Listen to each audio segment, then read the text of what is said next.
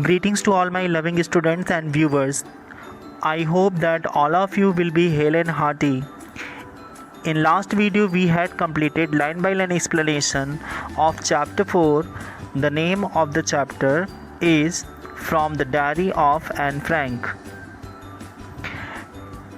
Now in this video we are going to have detailed and point wise summary for mind map.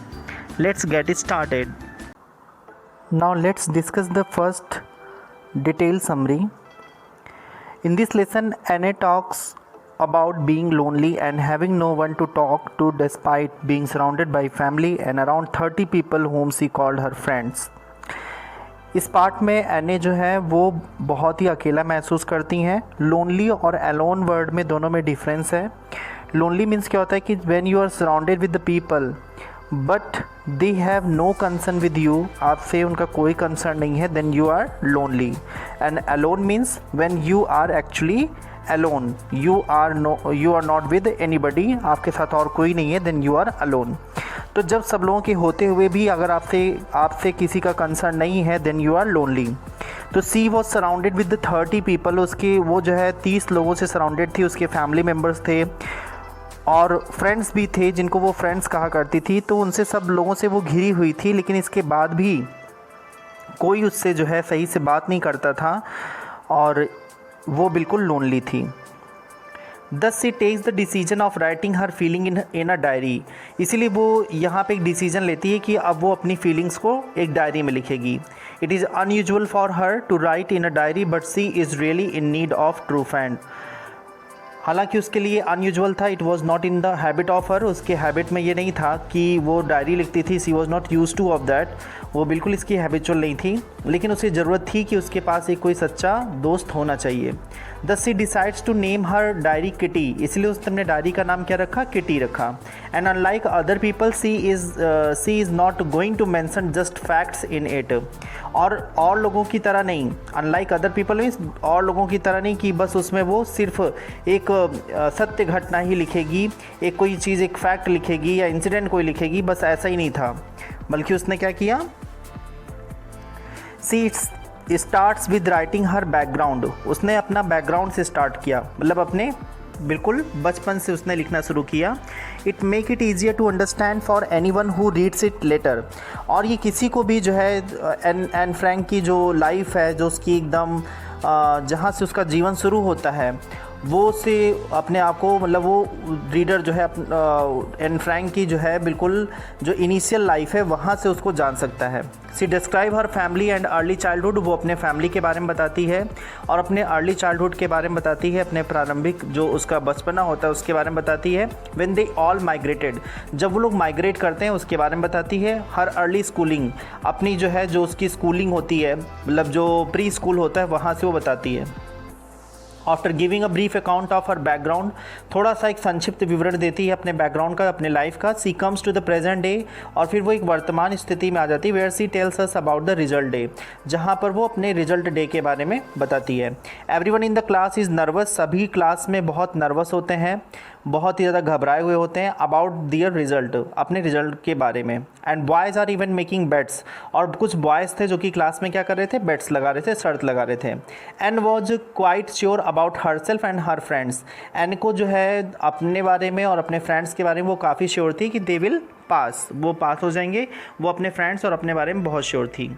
She had a good equation with all the teachers. वैसे तो उसका जो एक मतलब एक जो other teachers के साथ में जो उसका रिलेशन था, जो उसके टॉकिंग टर्म्स थे, जो उसके रिलेशन थे, दैट वाज वेरी गुड, बहुत अच्छे थे. एक्सेप्ट हर मैथ्स प्रोफेसर, सिर्फ मैथ्स के प्रोफेसर को छोड़ करके.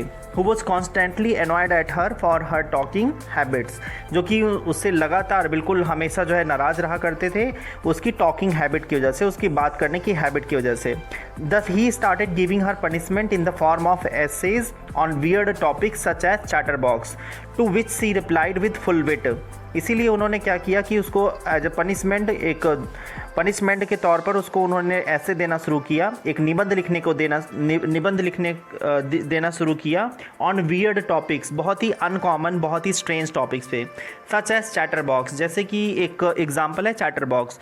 To which she replied with full wit, जिसको वो बहुत ही बुद्धिमत्ता से उसके बारे में वो लिखती है, उसका रिप्लाई करती है। She wrote essays that were funny and explain that this was a trait that she inherited from her mother and not much could be done about it. और उसने ऐसे में बहुत ही फ़नी तरीके से उसने एक्सप्लेन किया ऐसे को, और उसमें उसने बताया कि this was a trait that she inherited. It means she told that the talking is a hereditary character of her and she had got it from her mother. और उसने उसमें बताया कि जो है ये उसका हेरिडिटरी करेक्टर है, एक आनुवांशिक लक्षण है जो उसे क्रोमोसोम्स के थ्रू जो है मिलता है। और वो ये क्या है कि बायोलॉजिकल एक ये क्वालिटीज़ हैं जो कि पेरेंट्स टू जो है चिल्ड्रन में आती है। तो इस तरह से वो रिलेट करती है और कहती है she means nothing can be done about it. और इसके बारे में वो बहुत कुछ नहीं कर सकती। There can not be any changed, वहाँ पे कोई चेंज नहीं हो सकता है। He kept on giving her essays until she wrote a satire. और जो टीचर हैं मिस्टर कीसिंग, जो मैथमेटिक्स प्रोफेसर हैं, वो उसको ऐसे पनिशमेंट देते रहते हैं, ऐसे देते रहते हैं, और जब तक कि उसने एक सटायर, उसने एक व्यंग नहीं लिखा तब तक। एना wrote this essay in the form of a poem. Anne ने इस ऐसे को in the form of poem means एक कविता के रूप में लिखा। It was about a mother duck, ये एक मदर डक के बारे में था, एंड द फादर सॉन, और एक जो है फादर स्वान के बारे में था। The father bit the 3 ducklings, father ने जो है नाराज होकर के, गुस्से में आकर के अपनी तीनों डकलिंग्स मतलब छोटे डक के बच्चे को काट लिया टू डेथ, और उससे उनकी मृत्यु हो गई। बिकॉज दे क्वैक्ड टू मच, क्योंकि वो बच्चे बहुत ज़्यादा क्वैकिंग करते थे, बहुत ज़्यादा आवाज़ करते थे, और उससे जो है परेशान होकर के फादर स्वान ने अपने डकलिंग्स को उसने बिट कर लिया, काट लिया। It was a satire on mister Keesing, ये मिस्टर कीसिंग के ऊपर क्या था, एक व्यंग था। But he took the joke in the right वे, लेकिन जो मिस्टर कीसिंग है उन्होंने इस जोक को बहुत ही सही तरीके से उन्होंने लिया और बहुत ही लॉजिकल, बहुत ही रैशनल होकर के उन्होंने इसके बारे में सोचा। ही रेड द पोएम, उन्होंने इस पोएम को पढ़ा टू एनएस क्लास, एनए के क्लास में पढ़ा, एंड अदर क्लासेस ऑल्सो, और दूसरे क्लास में जाकर के भी इस पोएम को पढ़ा। After that third and last assignment, और ये क्या था, उन्होंने थर्ड जो जिसमें एन ने पोएम लिखी, उस पोएम लिखने के बाद एन को जो है उन्होंने, ये उनका लास्ट असाइनमेंट रहा, उन्होंने आगे से फिर एन को जो है कोई और असाइनमेंट नहीं दिया, कोई और पनिशमेंट नहीं दिया। Mister Keesing never pointed her out for talking, और उसके बाद से मिस्टर कीसिंग ने कभी भी एन को टॉकिंग के लिए उन्होंने पॉइंट आउट नहीं किया, कभी उसको जो है दोबारा उसको कोई पनिशमेंट नहीं दिया। This way we had completed detailed summary. Now move to the point-wise summary. Writing in a diary is a strange experience for Anne Frank.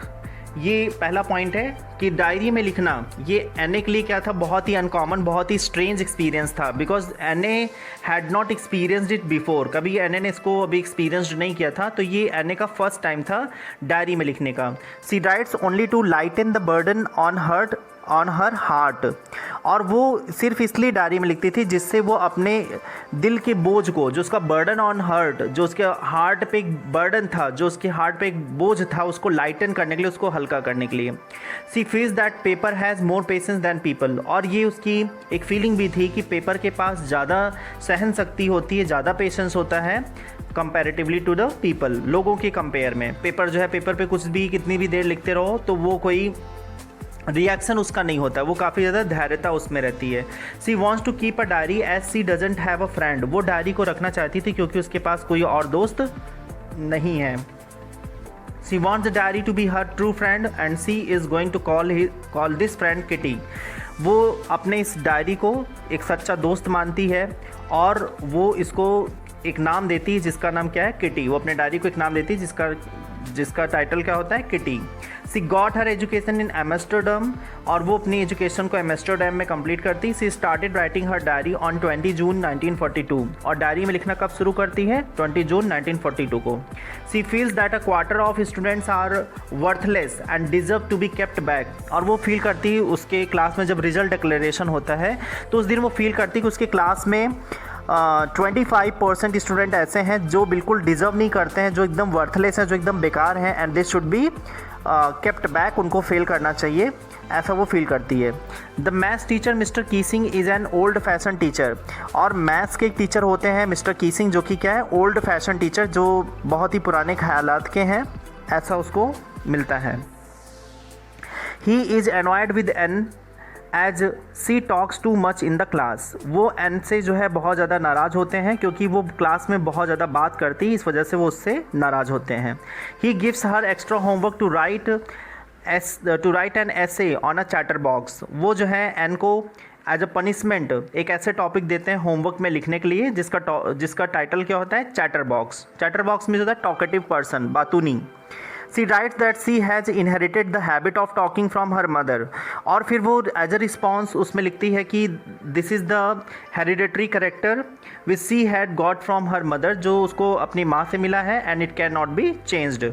Mister Keesing has a good laugh at her arguments and gives to write another essay on an incorrigible chatter box. Mister Keesing को बहुत हंसी आती है उसके इस comment पे और इस आर्ग्यूमेंट्स पे, और इसीलिए वो जो है एन फ्रैंक को जो है एक दूसरा टाइटल देते हैं, एक दूसरा ऐसे देते हैं जिसका टॉपिक होता है N incorrigible chatter box. इनकरेजिबल means होता है person who can not be corrected, जिसको सुधारा ना जा सके उसको बोलते हैं इनकरेजिबल। तो वो उस एन को जो है ये टॉपिक देते हैं। Mister Keesing was trying to play a joke on Anne by giving such an essay। Mister Keesing जो है वो एन का मजाक उड़ाना चाहते थे, उसकी हंसी उड़ाना चाहते थे क्लास में, इसीलिए वो इस तरह से वियर्ड टॉपिक, ऐसे जो है स्ट्रेंज टॉपिक, बहुत ही ऐसे अनकॉमन टॉपिक जो है दिया कर रहे थे। She finished the essay in verse with the help of her friend Sanne. उसने इस ऐसे को अपने दोस्त की मदद से, जिसका नाम क्या था, सैन था, उसकी हेल्प से उसने पोयम के माध्यम से इस ऐसे को फिनिश किया। Mister Keesing reads the poem and the message in the right way. Mister Keesing ने इस पोयम को बहुत अच्छे ढंग से पढ़ा और इसका जो मैसेज था, जो इसका एक छुपा, एक जो इसमें अर्थ एक छुपा था, जो इसमें एक सीख छुपी हुई थी, उसको उन्होंने बहुत ही लॉजिकल, बहुत ही रेशनल होकर के इसको उन्होंने लिया। After that he has allowed Anne to talk in class. और इस पोएम को पढ़ने के बाद उन्होंने एन को क्लास में बात करने के लिए अलाउ कर दिया। Since then a change has come in Keesing and he has started making jokes. और तब से जो है मिस्टर कीसिंग में भी जो है कुछ थोड़ा सा चेंज आया। जो एक बहुत ही ओल्ड फैशन मैन थे, जो बहुत ज़्यादा पुराने ख्यालात के थे, वो थोड़ा सा उनमें भी चेंज आया। वो थोड़ा सा क्लास में जोक्स भी पास करने लगे और बच्चों से फ्रेंडली होने लगे। तो this was all about the point wise summary and we had already read detailed summary. I hope you would have understood. If you have not understood, you will write the comment in the comment section. Thank you for watching this video. See you in the next video.